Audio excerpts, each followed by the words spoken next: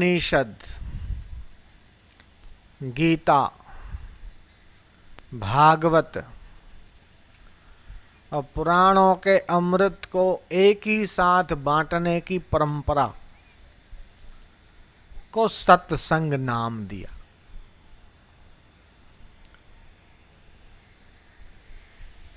बिन सत्संग न हरि कथा, तेहि बिनु मोहन भाग। मोह गए बिनु राम पद, होवहि न दृढ़ अनुराग। और ये सौभाग्य है मनुष्य का कि उसके चित्त में सत्संग सुनने के लिए ईश्वर प्रीति जागृत करता है। जयराम जी की बोलना पड़ेगा। जयराम जी की का आवाज आपका बड़ा कमजोर आ रहा है। जयराम जी की बोलना पड़ेगा भैया।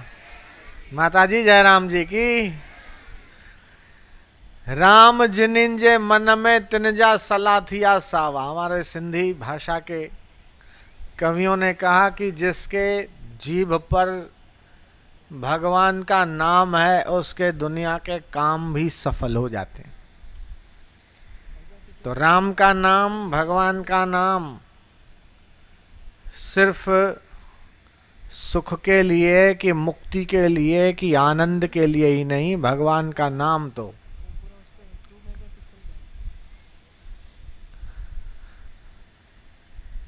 जीवन के हर कार्य को सफल बनाने के लिए भी है।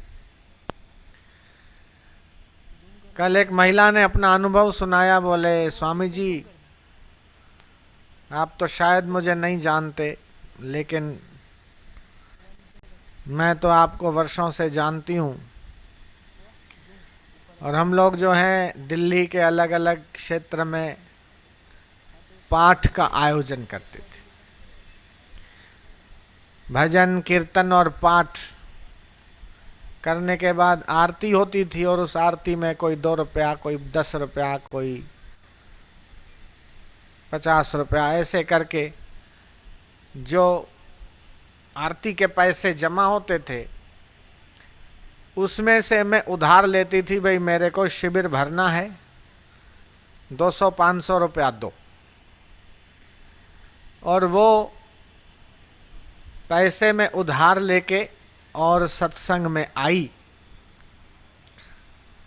मेरे पर्स में 2 रुपए थे और बहुत भीड़ थी, आप खड़े थे। और मैंने कहा कि बहुत सारा कर्जा हो गया है और अर्थ का भी समस्या है। आपने मेरा पर्स लिया, उसको देखा और दे दिया। और उसके बाद तो ऐसी किस्मत मेरी बदली कि वो जो गाड़ी रिवर्स में जा रही थी वो फिर फॉरवर्ड में होने लगी। माइनस में जा रही थी वो प्लस में होने लगी। अभी तो 5 करोड़ का प्रॉपर्टी हो गया। ये नई गाड़ी लाई हूँ, इसका आप उद्घाटन करो। कल मैं उसकी गाड़ी का उद्घाटन किया। दिल्ली की बात है।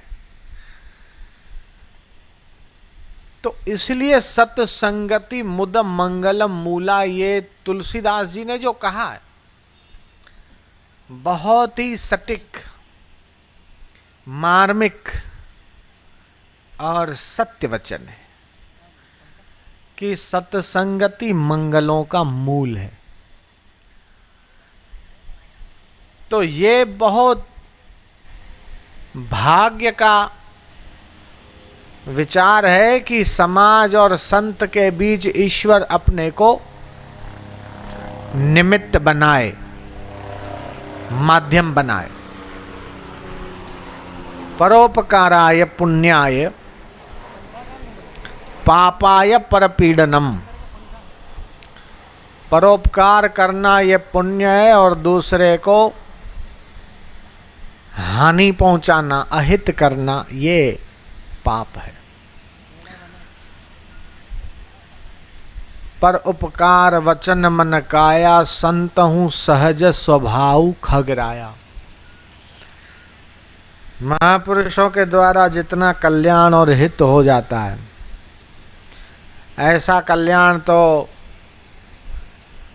न माँ कर सकती है, न पिता कर सकता है, न बंधु बांधव कर सकते हैं, न रुपए पैसे कर सकते हैं, न धन दौलत कर सकती है, न दुकान, न कंपनी, न कुछ कर सकता है। जैसा कल्याण सत्संग से होता है, भगवान के नाम से होता है, साधु के दर्शन से होता है और सतगुरु के प्रसाद से जो होता है, वैसा कल्याण तो त्रिलोकी में कोई कर ही नहीं सकता। इसलिए गुरु कृपा की संपत्ति जैसा खजाना तो पूरे विश्व में नहीं है।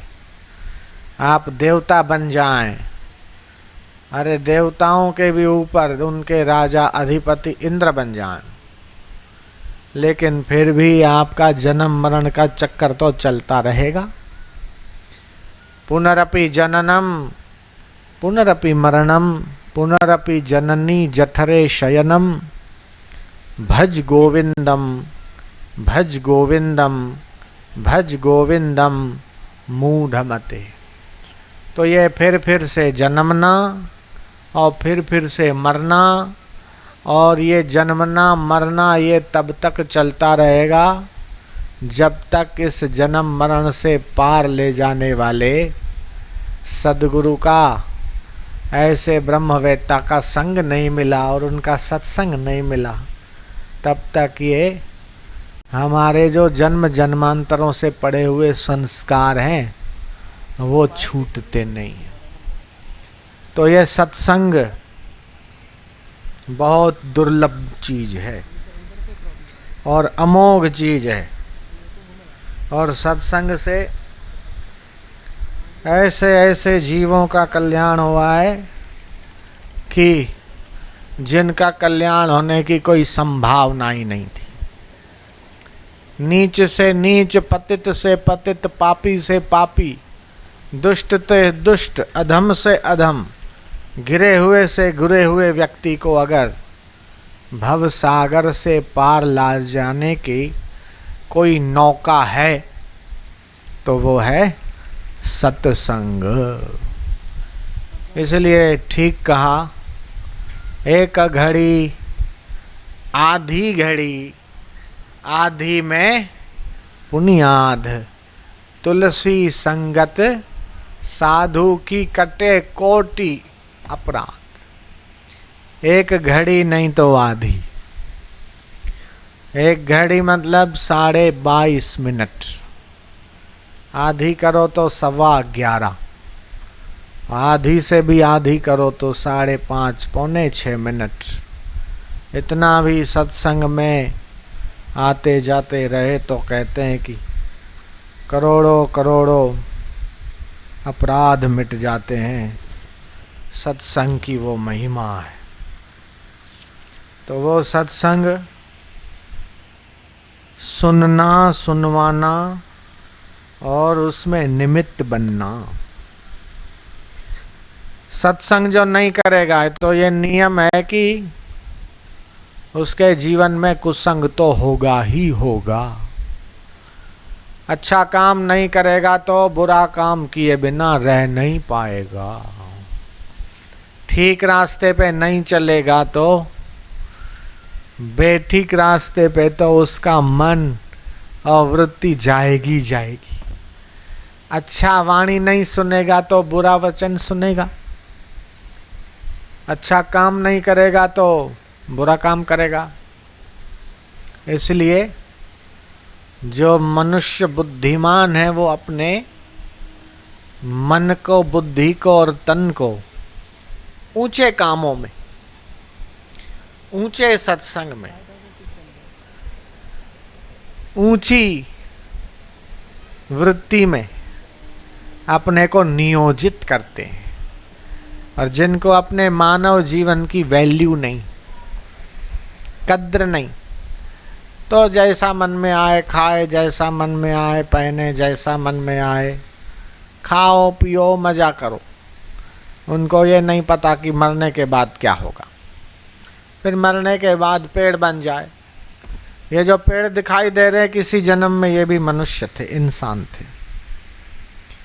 ये जीव जंतु चींटी, मच्छर, कुत्ते, बिल्ली, ये जितने पशु पक्षी, नभचर, जलचर, ये सब भी कभी तो मनुष्य थे, लेकिन इन्होंने मानव जन्म का सदुपयोग करना नहीं जाना। तो अब उनको कौन बचाए, उनके दुख को कौन दूर करे, उन्हें कौन सहायता करे, उनका दुखड़ा कौन सुने? कोई नहीं। तो ऐसे मानव जीवन का सदुपयोग करने के लिए महापुरुषों ने व्यवस्था कर दी सत्संग की, ध्यान की। तो खुद सत्संग में जो जाते हैं, औरों को ले जाते हैं, 10% पुण्य वो पाते हैं और जीवन सफल बनाते। तो वो सत्संग की महिमा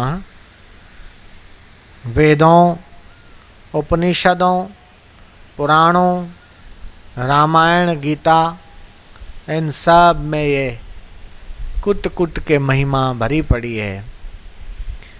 सत्संग बिना सत्कर्म न सूझे, सत्कर्म बिना अनुभव कैसा। तो ये ज्ञान यज्ञ का, महासत्संग उत्सव का, हम सत्संग को भी एक उत्सव के रूप में मनाएं। और कीर्तन कैसे करें कि कीर्तन भी उत्सव की नाई आनंदित होकर करें, हमारा जीवन ही उत्सव रूप में हो जाए।